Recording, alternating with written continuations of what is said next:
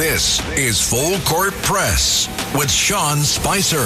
Sean Spicer will be getting a new position. A decorated veteran, a political strategist, and he knows Washington inside and out. Just like Sean Spicer. The Spicer era. Sean Spicer. The Full Court Press is on the air. Now, here's Sean Spicer. Good Sunday morning. Welcome to Full Court Press. I'm your host, Sean Spicer, here on WABC. Well, the President of the United States ending the week addressing the nation, and boy, do I have a lot to fill you in on that. Making a strong case for election integrity. And let's face it, I think what the President did was lay out both the international and the domestic threats that we face. And here's the thing. You probably dealt with this over the weekend, but there are people who are like, oh, what he said and what he said. And I'm going to play you a clip in just a little bit from Joe Biden. There's nothing that the president actually said that was that controversial at all. In fact, both internationally and domestically, he was talking about what we need to do to make sure that we have safe and secure elections. Because let's face it, anything that's done that undermines your vote takes away. This is our sacred right as Americans in a democracy, which is that we can know that we have the right to choose people. And if you know that it gets canceled out by one voter or 5 voters or 500, that matters. And I'm amazed that Democrats so openly oppose this. Like the president said it in the speech, like at some point you have to wonder if you're opposed to it, is it because you're cheating or you want to cheat? But I have a lot to break down with you, and we're going to be joined by Matt Whitlock, GOP strategist, former spokesman for the National Republican Senatorial Committee, on the Senate game and where those races stack up and some of the things that are going on in just a minute. But first, let me just kind of show you. And the president talked about this election security in the speech, talks about why we need to pass the SAVE Act. Take a listen. But most importantly, addressing this crisis of election security demands that Congress must pass the Save America Act. How easy is that to do unless you want to cheat? The only reason you wouldn't do it is you want to cheat because your policies are so bad and your candidates are so pathetic that you can't get away or can't get elected any other way. This landmark bill requires that all voters must show photo voter ID. How simple is that? Could I have your photo, please? Photo voter ID. All voters must provide proof of citizenship. Are you a citizen of our country, please? And hopefully there will be no corrupt mail-in ballots, which if you watched California and so many other places, mail-in ballots are inherently corrupt. So you would have no mail-in ballots except for illness, disability, military deployment, or travel if you're going away on business or vacation. These reforms are urgently needed to stop the vulnerabilities that I've mentioned. To all Americans, I ask you to pick up your phone tomorrow, call your representatives in the House and Senate, and demand that they pass the Save America Act without delay.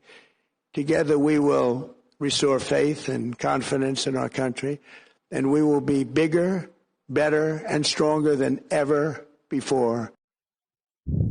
Look, I'm excited to have Matt Whitlock on the show just a little bit to talk about his take on some of this stuff. But let me just give you like a reminder, because Democrats don't want to give you the full picture.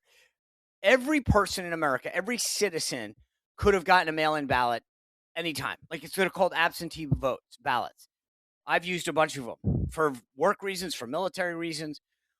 You go online, or you could call down to your voter registration. I'm going to be busy. I'm going to be traveling. I've got a work obligation. Can you send me a ballot? I'm a registered voter. Yep. We'll send you the thing. You fill it out and you get it. That worked. What's the problem? Democrats. So what they did is they did a sleight of hand. They changed everything. And we're going to mail everyone a ballot. And we see it over and over and over again, where people will say, I got 8 ballots at my house. I got 6 ballots at my house. I got 5 people. They haven't lived here for years. When Democrats say that there's no evidence, that's just not true. There's a ton of evidence. That's just a fact. You may not like the evidence. You may not find it conclusive, but there is a ton of evidence. People, and in LA, we saw it all a couple weeks back in that LA mayor's race where people were constantly being told on, video that they had been paid on Skid Row. Spencer Pratt put out a phenomenal video, and he basically said, look, all of these votes that came in late all broke for one candidate. But so think about that. Okay, that, you could make an argument. Well, they were Democrats. Okay, but here's the deal. They only broke for one Democrat. They only broke for that third place candidate, just for one. Doesn't that seem a little weird? I mean, just think about it for a second. There's a bunch of people running. All, like 90% of all of the votes, enough to overcome Spencer Pratt's 40,000 vote lead. All of the votes went to one third place candidate to help her take over. Does that make sense? And oh, by the way, they all came from one place, from Skid Row. So tell me that doesn't just go, wow, that seems odd that they all went to one candidate. They all came from one place. They all came in late. Hello? I'm sorry. Like, this is one of those things that doesn't pass the smell test. The president's absolutely right on this. I mean, it's just unbelievable. And the idea that we're not doing a better job of pressing the case is inside of me. But the other thing, as I mentioned, that he got into was this foreign interference. Now, I got to tell you, I want to play you what the president said, and then I'm going to play for you something that Joe Biden said, because this is important. But this is what the president said about what China and others are doing to impact our election. Take a listen. In light of the brand new and irrefutable information I have revealed tonight, my administration is in the process of notifying the states whose election data was compromised by the People's Republic of China and many others. We will be working closely to mitigate any harm, and we're taking swift action to ensure that sensitive voter data is better protected so we can never be bought, we can never be hacked, and we can never watch a stolen election again. Tomorrow, the Secretary of Homeland Security will hold a briefing to outline his department's recent work confirming cyber vulnerabilities in our electronic voting systems. They are bad. We're in the process of informing governors, senators, and members of Congress of potential issues in their states. If you look at voting today, it's in such bad shape in so many states, and we are committing to fix it. And we're also committing to be working with those states and local jurisdictions to help them fix and patch known technical vulnerabilities before the midterm elections. We have very important elections coming up. We want those elections to be honest. I've also ordered DHS to notify every state about non-citizens on their voter rolls and direct them to remove all ineligible voters from the lists immediately. I mean, think about that for a second. You got this foreign thing, and then he mentions the DHS piece, right? The Department of Homeland Security. Democrats like to say, oh, there's no evidence, whatever. I talked about that just a second ago, about all the ways they can cheat. But the president threw out a number that blew my mind, because we talk about onesies and twosies, and the media likes to say it's not widespread. There was a number in the speech. I got to play for this. This is the president talking about how rampant this is, about how many people who are non-citizens are on the voter rolls. Take a listen. Finally, to reveal just how vulnerable our elections continue to be, we are releasing the results of a stunning investigation by the Department of Homeland Security. According to the DHS review, state voter rolls and public records, they identified approximately 278,000 non-citizens who are registered to vote in federal elections. Since Democrat states refuse to share their voter files, the real number is actually much higher than that.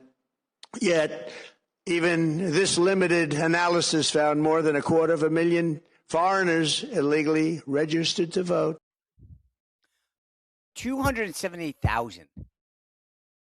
That's enough. I mean, that's crazy. I don't even think that many people registered to vote in Delaware. I'm kidding. But I mean, seriously, that's a big number. And for everybody on the left who said, well, this is just Trump and he's – first of all, I didn't hear any grievances there, did he? He just told us about the threats that we face. But if you're sitting back and saying, well, that's Trump, he said, blah, blah, blah, blah. You want to hear what Joe Biden had to say? Take a listen. Any country, no matter who it is, that interferes in American elections will pay a price. They will pay a price. And it's been overwhelmingly clear this election, I won't even get into the last one, this election, that Russia has been involved, China has been involved to some degree, and now we learn that Iran is involved. They will pay a price if I'm elected. Okay, so two things. One, he just said it. Everything that Trump said, Iran, China, Russia. So when Trump says it, we can't believe it. When Joe Biden says it, whatever. But think about this. He was president for 4 years. He did nothing. Joe Biden sat around and said they'll pay a price. They didn't pay a price. So I'm just telling you, I think this is worth noting that all of this stuff that's out there for the media and for everyone to wig out about everything that Donald Trump said, at the end of the day, Joe Biden said the same darn thing. Anyway, the other thing that I couldn't help but notice was who didn't carry it. I'll talk about this with Matt Whitlock because he's a fellow comps guy in just a minute. But I got to tell you, ABC and NBC didn't care it. They're on the public airways. CNN didn't care it. So if they didn't know what he was going to say, which nobody did, I didn't know. They didn't do any previews or briefings or updates. They didn't think that you were smart enough to watch your own president. I just find this whole thing so sad and pathetic. Major networks won't cover the president of the United States. And I got a lot of heat online. People were like, oh, well, they didn't cover Biden or Obama's immigration speech and when Joe Biden had a democracy speech. Okay, that was on his comp shop to fight out. They should have. I don't know why that's the retort of everyone on the left. Well, they didn't cover. Okay, great. Then they suck all around. But the bottom line is that we face major threats that the press, here's the thing, though. The press loves to talk about that, don't they? Oh, democracy dies in darkness and the threat that everyone's paying and Trump's illegitimate and all this. And yet when he addresses it, they don't want to talk about it. I find that so ironic. They hate the idea that he might actually have a solution for them. But I'm telling you, I'm so tired of whether it's Jonathan Karl at ABC or Garrett Hake at NBC. Like, these guys have a constitutional right to cover and say and do or not do whatever they want. I'm good with that. But stop giving them interviews. Stop calling on them. Stop rewarding them. Stop going to their silly dinners, Mr. President. Don't go to the White House Correspondents' Dinner. Not because you can't, because you shouldn't. And I know sometimes the president does things because he wants to show. And I get it. He can take on anybody. There's no interview. There's no outlet that he can't handle. He's proved that. But for goodness sakes, don't reward them. Don't give them credibility. We have so many different media outlets now that can carry the message. And it's Trump. If the guy talked to like a student newspaper, he'd get a ton of coverage because he's Donald Trump. So don't reward them. That's my whole point in all this. Don't reward these guys for bad behavior. And as I said, this dinner's coming up. It got rescheduled. Don't go. It frustrates me because we all sit around and talk about how bad the press is, and then we give them oxygen. And I have a problem with that fundamentally. Anyway, look, we got a great show. As I said, Matt Whitlock, he's the former spokesman and senior advisor to the National Republican Senatorial Committee. So I want to get his take on the Senate because that's a big deal right now. That's where all the nominations come through. How's Trump doing on that? Plus his take on the speech. And then a little later on, J.D. Vance was on Joe Rogan. I got a take that you might not think is coming your way later in the show. So we've got a great lineup, a lot of more ground to cover with you. It's a great way to kick off your week here on WABC. This is Full Court Press. I'm your host, Sean Spicer. We'll be right back. This is Full Court Press with Sean Spicer on 77 WABC.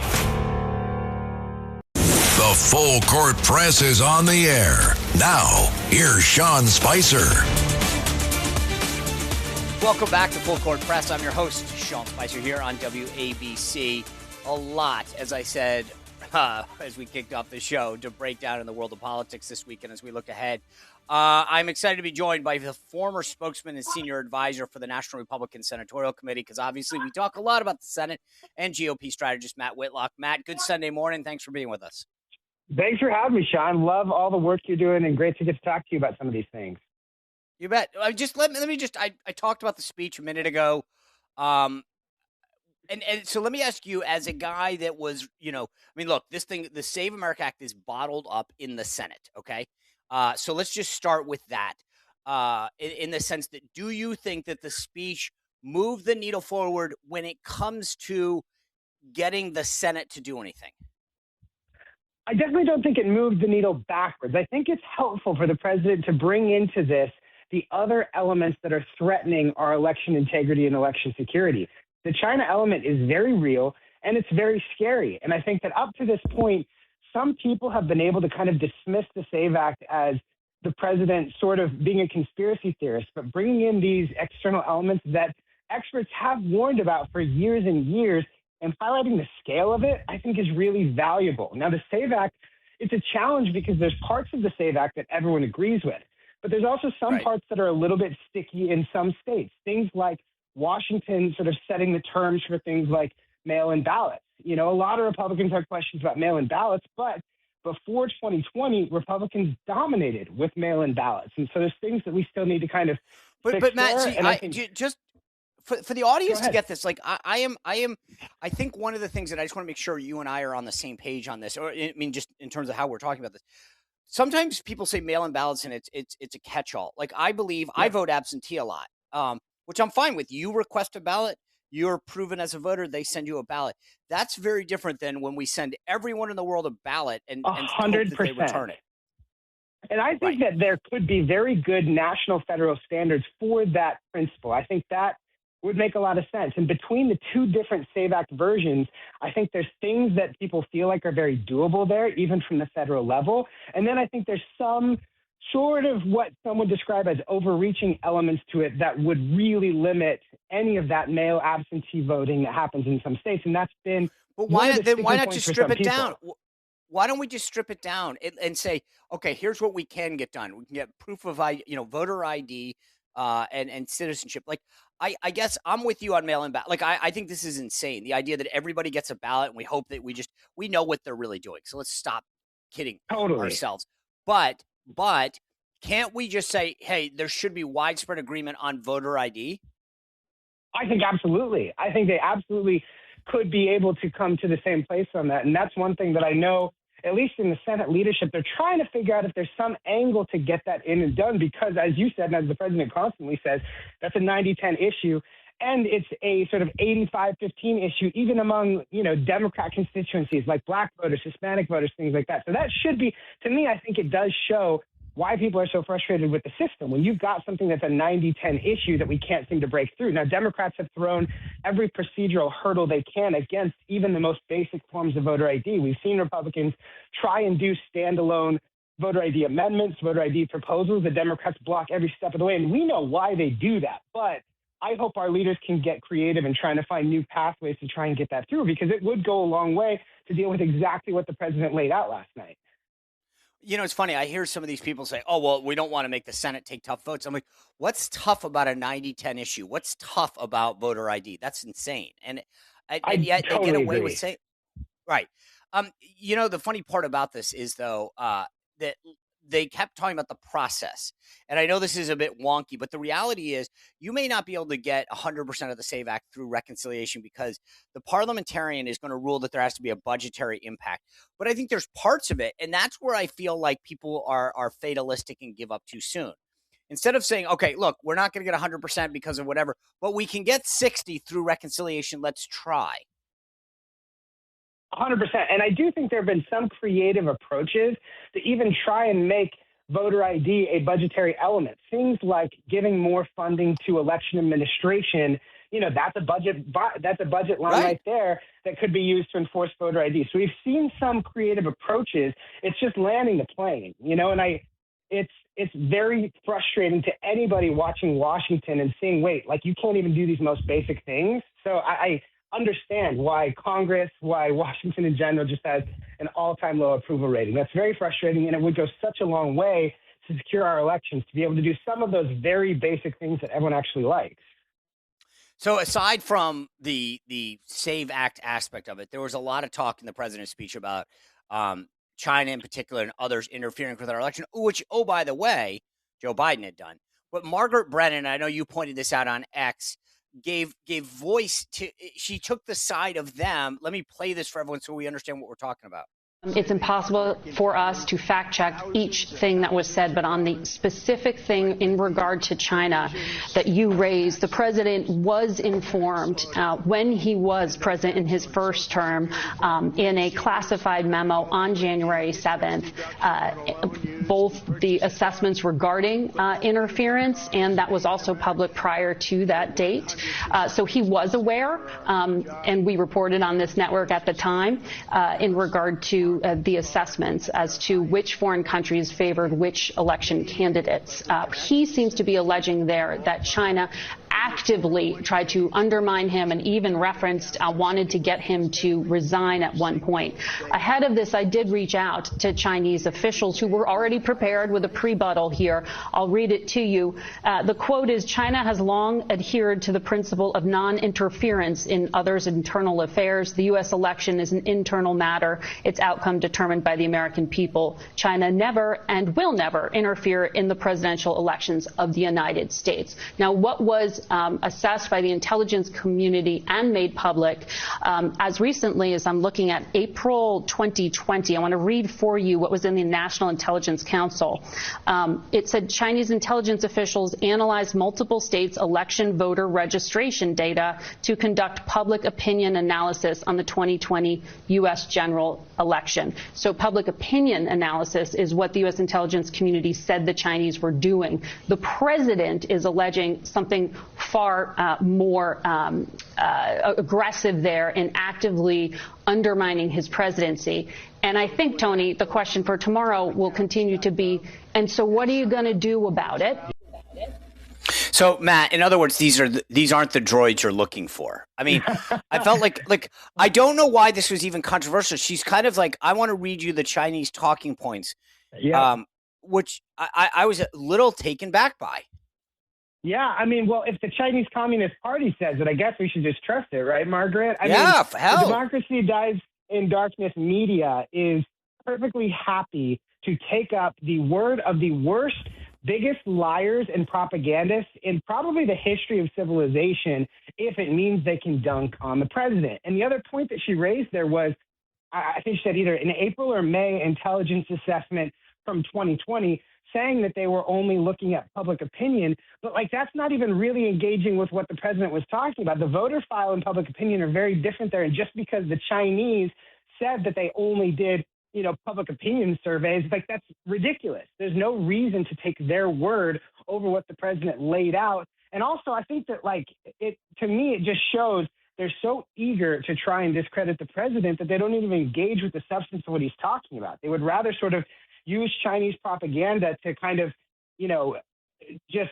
dismiss everything that he's saying, and they kind of straw man it a little bit by dismissing a totally different thing than the president was even talking about. And I just think it does America such a huge disservice. But if you watch Margaret Brennan, man, she has had a rough year. I feel like all the way back to the JD interview. Remember JD with, I don't really care, Margaret? There's been so many of those where she goes into big interviews just not prepared. And that's what this coverage last night felt like. CBS made such a big point of trying to not show certain things and try and do everything they can to fact check. But it's not fact checking if you are using the CCP, Chinese Communist Party messaging as your baseline for what facts are. You know why I think she did this, though? So NBC, ABC did not cover it, right? I think that what happened is the folks at CBS said, okay, if we're going to be the ones that have to cover it, we've got to look like we didn't want to do it. And so that's why Margaret Brennan and others at CBS went above and beyond, because they needed to basically show to their woke, colleagues.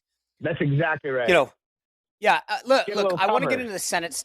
I want to get into the Senate stuff, but I want to just ask you as a fellow comms guy, here's the point. I tweeted this out, and obviously a lot of people agreed with me because of the number of retweets. But the president has sort of alleged that NBC and ABC have not, by not covering, committed fraud. Leave that aside for a second. I'm not. That's a legal question for Brendan Carr and at the FCC or whatever. But there's no question, fundamentally, that they occupy the public airways. CNN and Fox and MSN now or whatever are in cable. When you occupy the public airways, you have a fiduciary duty to serve the public interest, right? Okay. Yep. I would believe, and someone last night was like, what did you think about Biden? I think they should have covered Biden. I just do, right? Who cares? Why are you hiding the president of the United States? I want more people to see Biden and Obama. I wanted them to see how crazy their policies were. So I'm fine with that, by the way. But here's my proposition that I put out last night. If you don't want to cover the president, okay, fine. Okay, you don't have to cover him. But then don't expect to get called on in a White House briefing. Why is it that they don't want to cover the president, but they want to ask a staffer a question? And my answer was, so Caroline should not call on NBC and ABC. And I think Caroline would be happy to oblige on that. You do? I think Caroline would be happy to not call on them to make the point that you're making. And I think tactically that's a really, really smart thing to do. If you don't want to cover the president, then that should extend to access to the briefing room where you get to ask important questions. It shouldn't all be on the media so look, just to be clear, terms. I think, look, they want to get access to the briefing room and go into it, sure, but don't reward them. Don't give them the question. And I brought this up earlier, but I mean, my whole point is, like, I'm not trying to strip them of their First Amendment right to go cover stuff. Sure. Go for it. But do not reward them. Don't give them, questions. I think that's really smart. Right. And I also just think generally the ABC, the whole broadcast license thing, these are the people that think The View should be counted as the same kind of straight news as your evening news broadcast. And it is the biggest pipeline of misinformation I have ever seen in political media. And so, again, this is a much larger conversation. As you said, Brendan Carr can get into it, but these are not good faith actors. Well, I just want people in the audience to understand what Matt just said. So if you are a regular show, you're supposed to have equal time. What ABC has argued to the Federal Communications Commission, the FCC, is they've said The View is a bona fide news program along the lines of Meet the Press and Nightly News, and that would therefore exempt them from having, presenting both sides on air. So in other words, they're claiming, not anyone else, not Sean Spicer, not Matt Whitlock, but ABC is claiming that The View is a bona fide news program along the lines of other news programs. And I'm like, that to me, okay, I get a kick out of that. But Matt, your background is in the Senate, really. I do want to start first and foremost with obviously the loss of Senator Graham, but more specifically, some of the outrageous and inappropriate responses by some of the Dems. And I know you tweeted out, one of these folks sent a cake to his office about him dying. Yep. Yeah, this is really horrific stuff. And to me, it's kind of tragic. As somebody who kind of grew up in the political scene around September 11th and saw how tragedy could unite people of sort of different views, what we've sort of pivoted to in the last probably 5-6 years, in part due to social media and the desire to show hatred for clicks and things like that. But what Sean's talking about is a woman, a lunatic activist lady who didn't just send it. She personally dropped off a cake to Graham's office where his younger sister is now occupying it with staff, saying, congratulations, your brother is burning in hell and now you're working for the devil. I just think this is another example of the political mental health crisis. And I think that we've seen it for a long time. Secretary Rubio gave a phenomenal speech this week on the rise of sort of leftist, liberal-driven violence. And I think that we've excused this for such a long time because half the media, half the country is, willing to justify a certain level of political violence if they hate people enough. We've seen polling that's shown this. But, how many steps is it from I'm willing to celebrate a guy's death and take a cake all the way to his office to talk about how happy I am that he died, to actually carrying out violence and supporting violence? And when you see all the polling, Gallup and a bunch of other really reputable pollsters have found that people on the left are comfortable with political violence to achieve their policy goals, this is scary stuff. And again, it's horrible that sometimes it's a tragedy like a death of Lindsey Graham, who actually was very loved by his Democrat colleagues across the board. He's the kind of guy most Democrats should hope for from Republicans because he always made deals. And Republicans were constantly frustrated with him for some of the things that he tried to sort of come to the table with Democrats on. And yet they are treating him like a Nazi demon. And that just shows where the left is today. To be honest, something that you said was so poignant. I always laugh at, I live not far from a Tesla dealership. And I drive on these beautiful Saturday mornings and I see 20, 40, 50 people out in front of a Tesla dealership with signs. And I was like, do you not have anything better to do on a Saturday? Like I have a million things I could be doing. And then I think about that every time.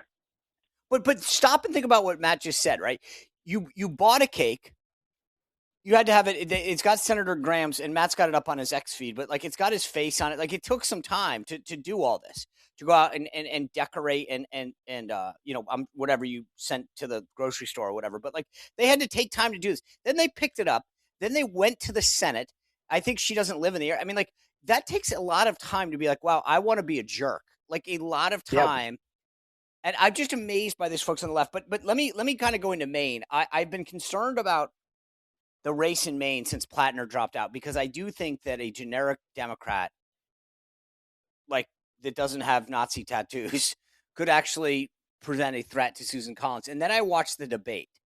Oh, man. And, oh, my gosh, let me play people the clip, because this is one of the candidates that's running to be the nominee of the Democratic Party. Take a listen to this person. Her name is Ashley Webb, responding to why she is, fit to serve the people of Maine. Ashley Webb, what qualifications do you have to serve in the U.S. Senate? Oh, I ran for office several times. Didn't win, but I did run. And then I'm a songwriter, and then I write my own books. And then I suppose my transparency, I wouldn't lie to the people, and I wouldn't deceive the people like we're being deceived right now. Like Matt, that's going to be tough if we end up with Ashley Webb. I mean, she writes her own songs and her books. I was like, well, hope we don't end up with Ashley Webb. I mean, watch out, Marco and JD in 28.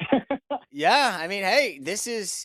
I was like, oh my God, I couldn't imagine being on stage and being that person.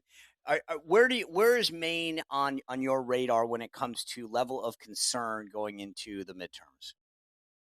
Well, I think you always should be concerned because it's a state with a cheaper media market where Democrats, if they wanted to, could swamp even a less impressive candidate. However, to your point, I think watching that debate last night, I think a lot of people are thinking, are Democrats really even going to challenge here? Are Democrats really even going to try? Because now, just to paint the picture for anyone who's just listening to this, Ashley, who that audio played, is a 6'5", recently transitioned transgender activist. And her quotes throughout were phenomenal. She talks about how she just wants to go to the bathroom and not get attacked.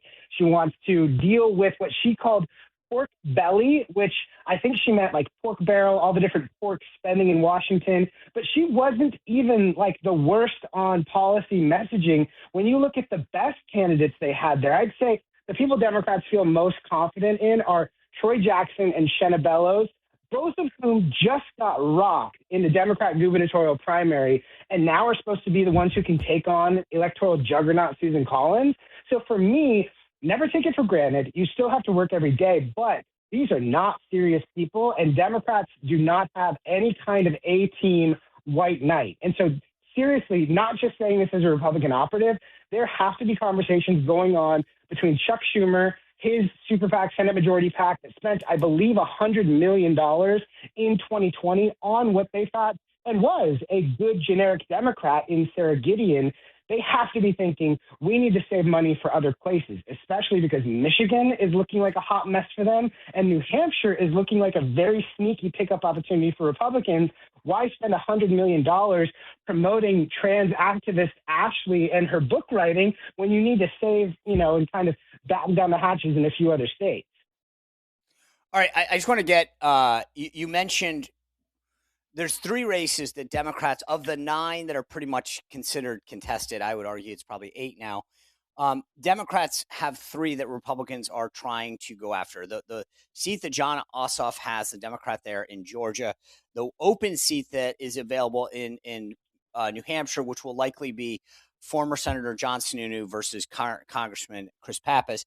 And then in Michigan, where you've got another Dem retiring, and you've either got El Said or Ashley Stevens versus Mike Rogers. If you had to rank those 3, give me the rank real quick. What in terms of the likelihood for pickup? I think Michigan is most likely pickup. Mike Rogers came 19,000 votes away from beating a much better candidate just 2 years ago, who outspent him 5-1. Haley Stevens is getting the sort of Biden pickup of, Jim Clyburn coming in to try and rally black voters behind her to save her from a radical. But progressives are not going to buy that. And I think they're going to stay home. I think Michigan is looking actually pretty good for us. My number 2 in that ranking would probably be New Hampshire, just because we have a candidate that has great name ID, who I think is a sneaky good, moderate sort of pickup opportunity. And he's running a really solid campaign that Democrats are getting nervous about and starting to reserve more ad space in. Georgia's just tough because even though John Ossoff is not very impressive, all he needs to do is just run attack ads, and he's raised so much money. I think that it actually is a little bit closer than people are expecting, and I think that the Ossoff strategy of focusing on Jeffrey Epstein, to me, feels like kind of a weird mistake because it's very DC focused, and Mike Collins can really focus on, affordability and concerns that people on the ground have. So I don't think that Georgia is at all off the map, but I do think that Michigan presents our best option of those 3. All right. Matt Whitlock, thanks for joining us, breaking it all down. Appreciate your insights. We'll have you back soon to get a further analysis of the Senate. Guys, you're just listening to Full Court Press here on WABC. I'm your host, Sean Spicer. We'll be right back. This is Full Court Press with Sean Spicer on 77 WABC. Welcome to your personal briefing. The Full Court Press is on the air. Now, here's Sean Spicer. Welcome back. This is Full Court Press here on WABC. I'm your host, Sean Spicer. Love that conversation with Matt. If you are looking to geek out on politics, this is the place to be on Sundays. Because I like cutting through the noise of all these dum-dums that don't know anything about politics, that like to say stuff like, oh, the Dems are got a 42% because I read it on a prediction chart. It's like that. You still have to run the race. And, he mentioned Michigan. And like, if you can't win those, they can't win. It's just, anyway, I love having real conversations and sharing them with you guys because you don't hear these conversations anywhere else, and getting people who are in the game, who are running races that can talk to you about it. I appreciate it. But let me get back to what was going on this week. The vice president flew down to Texas and he jumped on the Joe Rogan show, which I go to the bathroom way too much. I don't know how anybody does 3 hours of Joe Rogan. I've never asked, but I assume, I don't know, do they do a bathroom break? Because he goes for 3 hours. Like you and Rogan comes loaded. Like this guy, he's smart. He knows his stuff. It's like you're having a real conversation. You got to be able to go for 3 hours. But it was interesting. One of the big takeaways was this. There's an article in Time Magazine about how, let me just be straight with you. It's a guy named Brad Parscale. You might remember him. He ran Trump's 2020 campaign. He had been on the 2016 campaign with me, did the digital stuff. And he is apparently getting paid by Israel to help brandish Israel's image in the United States. And which is fine. In fact, to be honest with you, I think that's a smart move by Israel. Like they should. They're losing support in the United States. They're getting crushed on the Dem side, and they're barely hanging on the Republican side. Now, just so everyone's clear on that I'm talking to, I've never taken a penny from Israel or any affiliated organization. I will. I'm a Republican. Hey, you want to pay me to talk about what I believe in? I'll take it all day long. So just to be clear, I would take their money. I haven't taken their money. But that's what we're dealing with. And so the vice president goes on Joe Rogan to discuss this article that talks about Israeli-funded influencer campaigns here in the United States and claims that, like, that somehow is an attack on him. Let me play it for you. Here you go. But I definitely think you have seen this very discreet, extremely well-funded campaign to try to derail the negotiation and try to derail the deal. And, there's this Time article came out yesterday. A friend sent it to me. It's like worth reading because it lists a bunch of people who have quite literally been paid by a former Trump campaign person who was himself paid by certain elements within the Israeli government. And those people are attacking me viciously for quite literally trying to accomplish the negotiation objective that the president set for the country. So what is their position? Like, are they attacking you how? Oh, it's social media posts. It's they're leaking to reporters. They're attacking me obsessively, saying that we should not be negotiating with Iran. We should just keep the military campaign going indefinitely, and that is their explicit position. And coming after me, saying that people have come after me and say that I'm influenced by Qatar, that I'm influenced by foreign governments, that I take my marching orders from Tucker Carlson, and there's just so much bullshit out there. When what I'm actually trying to do is accomplish what the President of the United States told me to accomplish, which is a settlement of this that accomplishes our objectives. Iran doesn't have a nuclear weapon. We have the free flow of oil and gas. And like, I should be clear, I don't actually mind. I don't mind that let's say certain elements of the Israeli government want to criticize the deal or have disagreements about the deal. I don't even mind an effort to try to influence, foreign governments try to influence the United States all the time. Israel does it, other countries do it. It's just sort of the nature of the beast. What bothers me is actually when Americans meaning American leadership allows that influence to affect their judgment and to affect what they are advocating for. That's what really bothers me. People are always going to try to influence the United States of America, whether they're allies of ours or whether they're enemies of ours. But again, when I open up the pages of Time magazine and I see that there's a literal foreign influence campaign being funded to tank the very deal that I was pursuing, and oh, by the way, many of the people who were receiving that money were actually attacking me in completely dishonest ways, my response to that is, well, go to hell. I'm going to do what I have to do for the American people. I represent Americans first. Okay. I got to be honest. I've been a big supporter of Vice President Vance. A big supporter of the president's efforts and mission to prevent Iran from having a nuclear weapon. I just don't understand what this was all about. Like, you're getting some online tweets, and so you're going to attack the former campaign manager of the Trump campaign, who's, I think, still in good graces. I haven't asked him that, but with the president, you're going to attack all these hosts on Salem Media, because that's what this is, how they're apparently what the memo says in Time magazine. I'm just not sure. I like, no one, like, you even hear Joe Rogan being like, what are they saying? What's going on? Like, I don't know where this came from, but I mean, it's like, to be blunt, it's a little thin skin here. Because I was like, I didn't even know that this was happening, and it can't be that successful. But anyway, I just digress, because I feel like going after our own at a critical time, 100 days out from the election. I don't support, I haven't looked at any of these tweets either. I'm not in favor of crapping on Vance. He is doing exactly what he said he was doing, which is he's executing on the president's policies to get Iran to come to the table. Now, I am one of these people. I think being a healthy skeptic is not crapping on that. I've said from the get-go, I don't trust Iran.